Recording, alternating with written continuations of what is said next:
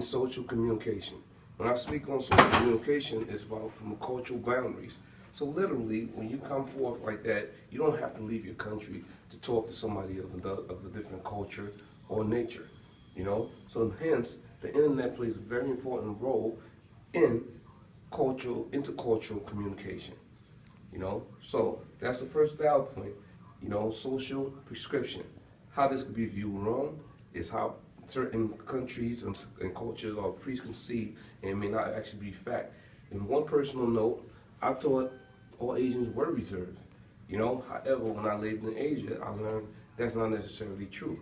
You know, the second talking point I want to address is customs and courtesies. These customs and courtesies come in forms such as religion, faith, and understand religion and faith are two different things.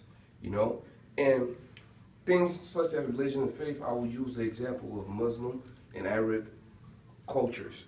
You know, it is more reserved for women to carry themselves covered up in public.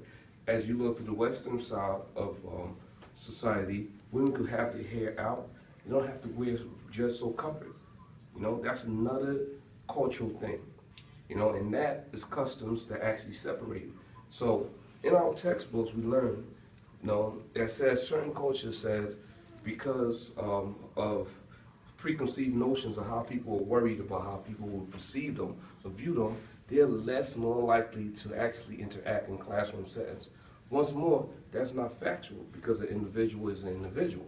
You know, in all walks of life, you have introverts and you have extroverts. If you guys don't know what introverts and extroverts are, introverts are a person who's more like shy, internal, and extroverts are a person that's more outgoing and a person who speak out loud. You have that in all cultures.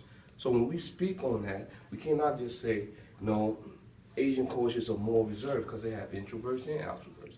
Custom and courtesy will dictate, you know. The third talking point is one of the most important ones when we talk about cultural differences or intercultural communication, is language. There's always a language barrier. If I don't speak your language, how do I understand what you're saying?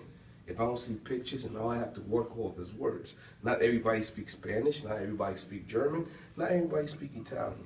You know, and we would think everybody speaks English, but in reality, that is not a fact. You know?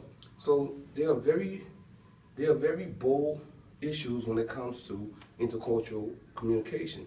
But a lot of these issues solve itself. You know, how do they solve itself? You as an individual, the way you approach things, learn. One aspect, one quote that I love to take with me among life is you have 2 ears to listen and 1 mouth to speak.